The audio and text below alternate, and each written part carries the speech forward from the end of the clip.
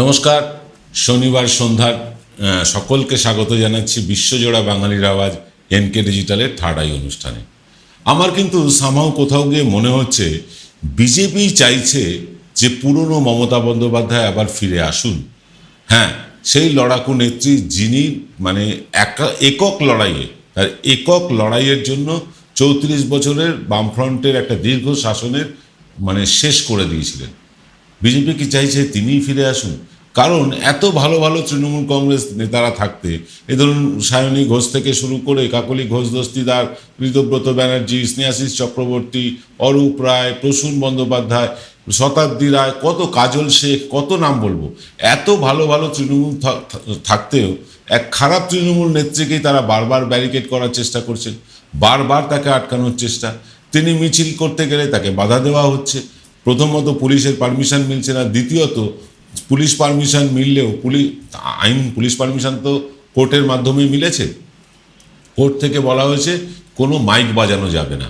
তৃণমূল কোনো মাইক বাজায়নি, তারা hand mic 3-4টে hand mic নিয়ে মিছিল করতে গিয়েছিল। অথচ সেখানে বিজেপি স্টেজ করে বড় বড় ডিজে বক্স বাজিয়ে, মাইক বাজিয়ে সে মিছিল ভণ্ডুল করার চেষ্টা করেই ক্ষান্ত হয়নি। তারা মিছিলে নিজেদের লোক ঢুকিয়ে তারা কিন্তু মিছিলটাকে ছত্রভঙ্গ করার চেষ্টা করেছেন। মার খেয়েছেন অনেক তৃণমূল নেতাকর্মীরাই, আপনারা দেখেছেন। উপাসনার মতন একটা উজ্জ্বল মেয়ে, সে মার খেয়েছে, কারণ সে অনেক বেশি ভোকাল। সে একদম স্পটে দাঁড়িয়ে ফেসবুক লাইভ করে। সেই মেয়েটি মার খেয়ে, অনেকেই মার খেয়েছে। এবার ঘটনাটা হচ্ছে যে কেন এই খারাপ তৃণমূলকে এত ভয়?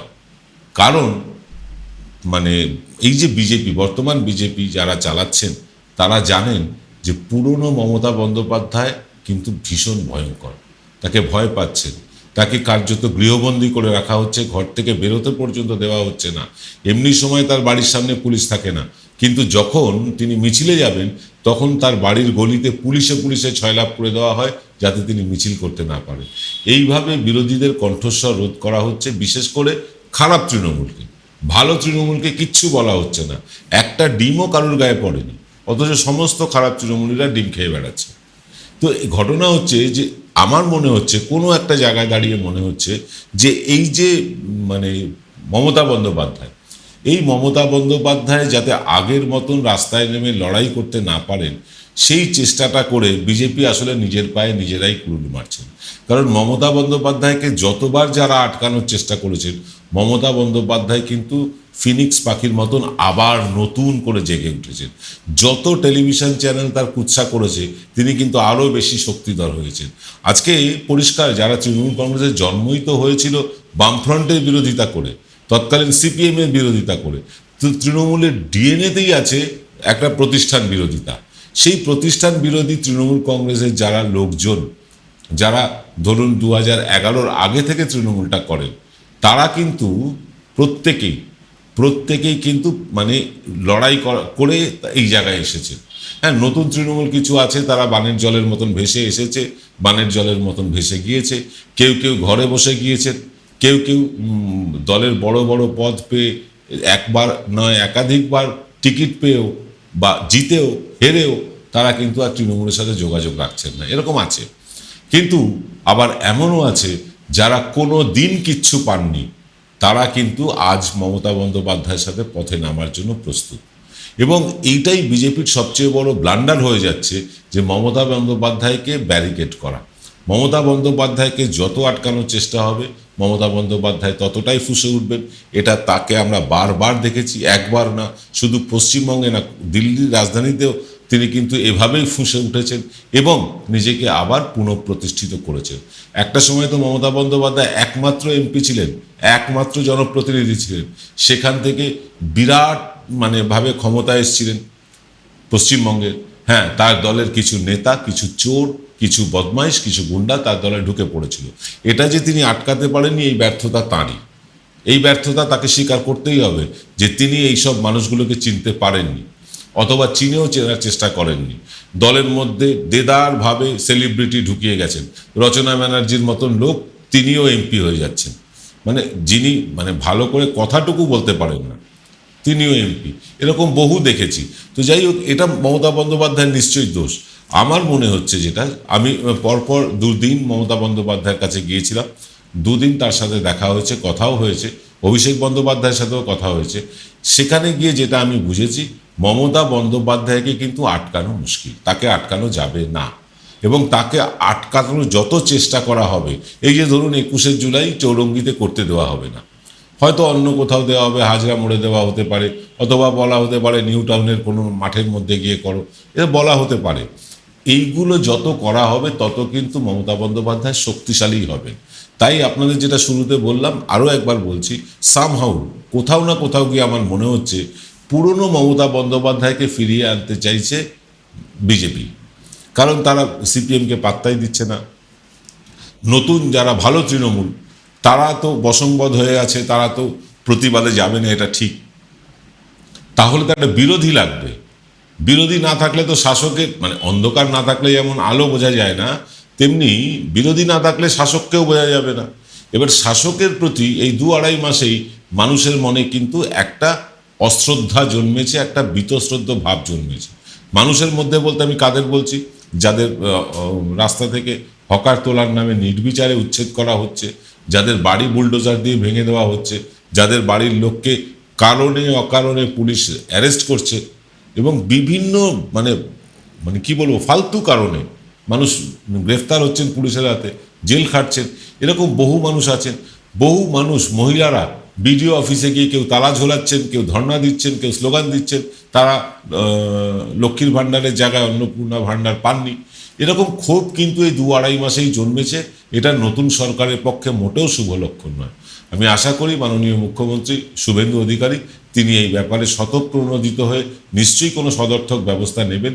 কারণ এই অল্প সময়ের মধ্যে সরকারের প্রতি বীতশ্রদ্ধতা, এটা কিন্তু কোনো রাজনৈতিক দলের পক্ষে কাম্যও নয় এবং হওয়া উচিত নয়, কিন্তু হচ্ছে একটাই কারণে, কারণ এই সরকার মানুষের জন্য যে কাজ করার কথা, আমাদের তো সংবিধানে বলাই আছে, by the people, for the people, of the people, অর্থাৎ প্রো পিপল, অর্থাৎ মানুষের জন্য যদি কাজ না করে শুধু বাসের রং বদল করে দিলাম, বা একাডেমি ফাইন আর্টসের একটা ঘরের দেওয়াল রং করে গেরুয়া রং করে দিলাম, রাস্তার যে নীল সাদা রং সেটাকে বদলে দিলাম, এতে কিছু হবে না।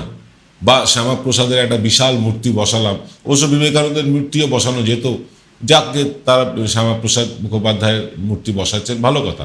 তো এইগুলো করা, রাস্তার নাম বদল করা, এই কসমেটিক চেঞ্জ তো নয়, মানুষের আর্থসামাজিক উন্নয়নটা চাই। এই আর্থসামাজিক উন্নয়ন করতে না পারলে এই সরকারের প্রতি মানুষের যে অ্যান্টি ইনকমবেন্সি, সেটা কিন্তু আরও দ্রুত লয়ে বাড়বে, যার এফেক্ট কিন্তু লোকসভা নির্বাচনে পড়তে বাধ্য। আমরা এই নিয়ে আরও বিস্তারিত আলোচনা করব, তবে তার আগে নিয়ে নিতে হবে ছোট্ট একটা 40 সেকেন্ডের বিরতি। ফিরছি বিরতির পর। জয়গুরু রত্নভান্ডার জ্যোতিষ সীমা, এখানে গোল্ড মেডেলিস্ট জ্যোতিষী বসেন। হাই কোয়ালিটির আসল গ্রহরত্ন সবচেয়ে কম দামে এখানে পাওয়া যায়। স্থান বেলঘড়িয়া, রানী পার্ক, বটতলা, 2 নম্বর রেলগেটের নিকটে। 9681345722 এবং 9007778922। Padmalaya Group, where moments are made permanent, one of the most premium and trusted real estate company of Kolkata, carrying legacies since 1982. Quality, honesty, trust. Padmalaya Group. Call 983-00-48333. Visit us www.padmalayagroup.in.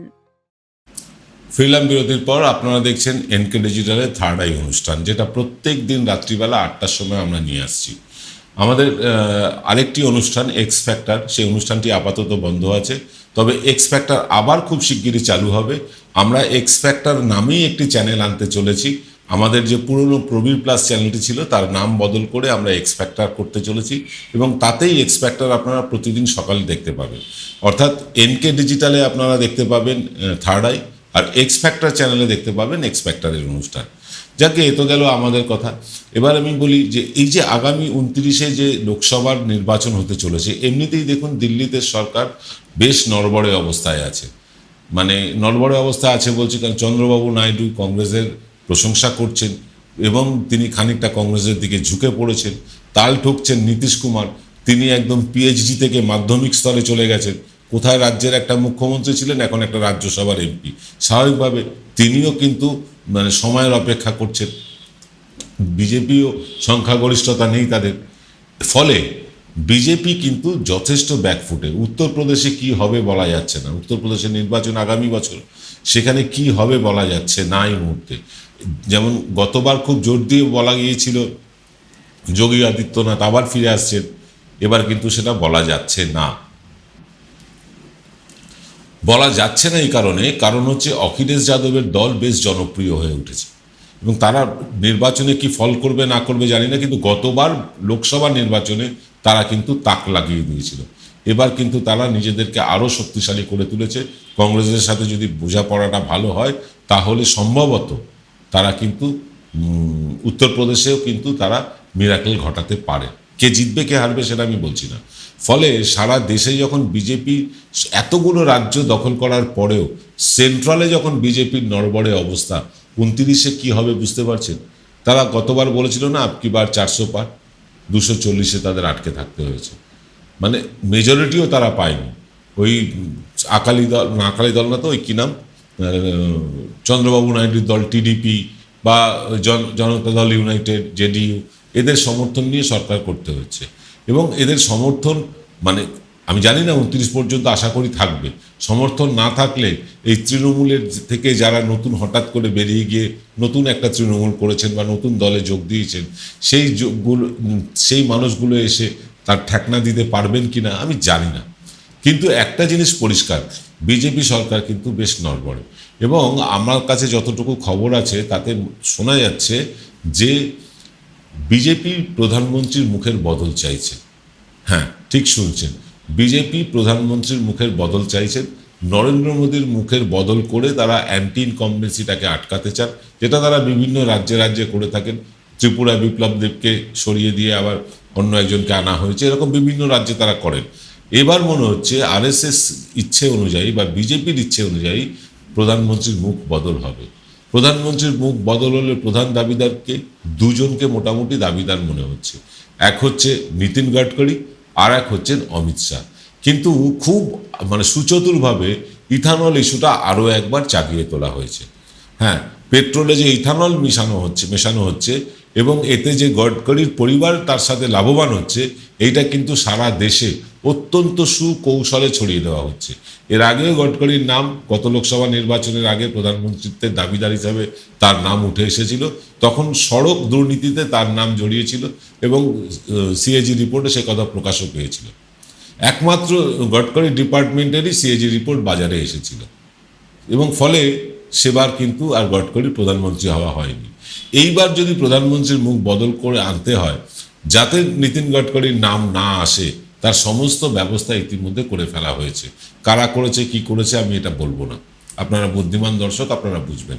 কিন্তু এই যে 29-এর নির্বাচনে পশ্চিমবাংলা থেকে যে কজন 12 জন সাংসদ নির্বাচিত হয়েছেন, এই 12 জনের জায়গায় যদি 20 জন না হন, 42-এর মধ্যে যদি 20টা আসনও বিজেপি না পায়, তাহলে কিন্তু বুঝতে হবে বিজেপি এই রাজ্যে ব্যাকফুটে। ভোট কিভাবে হয়েছে, ভোটারদের নাম কিভাবে বাদ দেওয়া হয়েছে বা গণনার দিন কি হয়েছে, সেগুলো সব বাদ দিন। এত কিছুর পরেও তৃণমূল 41% ভোট পেয়েছে এবং এটা মোটেও হেলা ফেলার মতন নয়, বামপন্থীদের মতন 5% ভোট নয়, 41% ভোট। অর্থাৎ বহু মানুষ তৃণমূলকে সমর্থন করেছেন বা করছেন। এবং যারা প্রত্যাশায় ছিলেন যে ভয় আউট হয়ে যাবে, ভরসাহীন হবে এবং রাজ্যে একটা মানে সুশাসন চালু হবে, তারা কি তাকিয়ে দেখছেন? যেখানে সেখানে ডিম থেরাপি চলছে, সাধারণ মানুষের ওপরেও চলছে, তৃণমূল নেতাদের ওপরেও চলছে। বর্বরচিত কায়দায় পুলিশ কোমরে দড়ি বেঁধে ঘোরাচ্ছে রাস্তায় এবং যা নিয়ে হাইকোর্ট তীব্র ভর্ৎসনা করেছে পুলিশকে। এই যে ডিম থেরাপি, কোমরে দড়ি বেঁধে ঘোরানো, হকার উচ্ছেদ এবং তার সাথে সাথে বুলডোজার চালিয়ে বাড়ি ঘরদোর ভেঙে দেওয়া, এনকাউন্টার, বিচারের আগেই এনকাউন্টার করে কাউকে খুন করা, মানে মারা আর কি। যদিও পুলিশ বলছে তার পিস্তল, তাদের যে সার্ভিস রিভলভার, সেটা কেড়ে নিয়ে পালাতে গিয়েছিল। তাহলে যে কেড়ে নিয়ে পালাতে পারে এরকম অপরাধীদের কোমরে দড়ি পরানো, হাত কড়া পরানোর নির্দেশ হাইকোর্টেরই আছে, সেই নির্দেশ তারা পালন করেননি। অর্থাৎ সব দিক থেকে এখনো পর্যন্ত আজকের দিন পর্যন্ত, আজ শনিবার, যা খবর পাচ্ছি 17টা খুন ধর্ষণ হয়েছে। 17টা খুন ধর্ষণ হয়েছে। খোদ কলকাতাতেও 11 বছরের বাচ্চা সে ধর্ষিতা হয়েছে। আমি জানি না এরপরে আর কত এনকাউন্টার আমাদের দেখতে হবে, কিন্তু এই এনকাউন্টার বা বুলডোজার সংস্কৃতি বাংলায় চলবে না। এমনি বিজেপির যে সংস্কৃতি সেটা বাংলার সাথে খাপ খায় না, সেটা বাঙালির সাথে খাপ খায় না। যেভাবেই হোক তারা ক্ষমতায় এসেছেন, তাদের শুভেচ্ছা, আমরা চাই তারা ভালোভাবে সরকারটা চালান, কিন্তু জনহিতকর কাজ না হলে বা জনবিরোধী কাজ হলে কেউ সমালোচনা করুক না করুক, কোনো ইউটিউব চ্যানেলের ব্যাপারে মুখ খুলুক না খুলুক, আমাদের জেল হোক আর ফাঁসি হোক, এনকে ডিজিটাল কিন্তু করে যাবে। এই প্রমিসটা আপনাদের করে রাখলাম। আর দেখা হবে আপনাদের সাথে আগামী সোমবার, কারণ আগামীকাল রোববার আমাদের কোনো অনুষ্ঠান সম্প্রচারিত হয় না। তবে হ্যাঁ, অনেকেই জানতে চেয়েছেন ফোন করে অনুদান কোন নাম্বারে পাঠাবো। দেখুন, অনুদান পাঠানোর নাম্বারটা আমরা দিয়েছি একেবারে নিচের নাম্বারটা 9903383253। এই নাম্বারে ফোন করবেন না, এই নাম্বারে ফোন আসবে না। এই নাম্বারে শুধু আপনারা ফোন পেতে, শুধুমাত্র ফোন পেতে অনুদান পাঠাতে পারেন। আর সরাসরি যদি আমার সাথে কথা বলতে চান, সে নাম্বারটা হচ্ছে 9147744292। এই নাম্বারে আমার সাথে সরাসরি কথা বলতে পারবেন। আপনারা নিচে নাম্বারটা দেখতে পাচ্ছেন, আবার বলছি 9147744292। এই নাম্বারে আমার সাথে কথা বলতে পারবেন। এই নাম্বারে অনুদান পাঠানো যাবে না। অনুদান যারা পাঠাচ্ছেন, এখনও যারা এনকে ডিজিটালের সঙ্গে আছেন এই ঝড়ঝাপটার পরেও, তাদেরকে স্যালুট জানাই, কুর্নিশ জানাই। আপনারা আছেন বলেই কিন্তু আমরা এই অনুষ্ঠানগুলো আনতে পারছি। এবং আগামী সোমবার থেকে প্রতিদিন আবার দেখতে পাবেন, যেমন দেখে আসছেন এরকমভাবে প্রতিদিন আমরা আপনাদের সামনে আসব রাত 8টার সময় থার্ড আই নিয়ে। আজ বিদায় নিচ্ছি, সকলে ভালো থাকবেন, উইকেন্ড সবার ভালো কাটুক, শুভরাত্রি।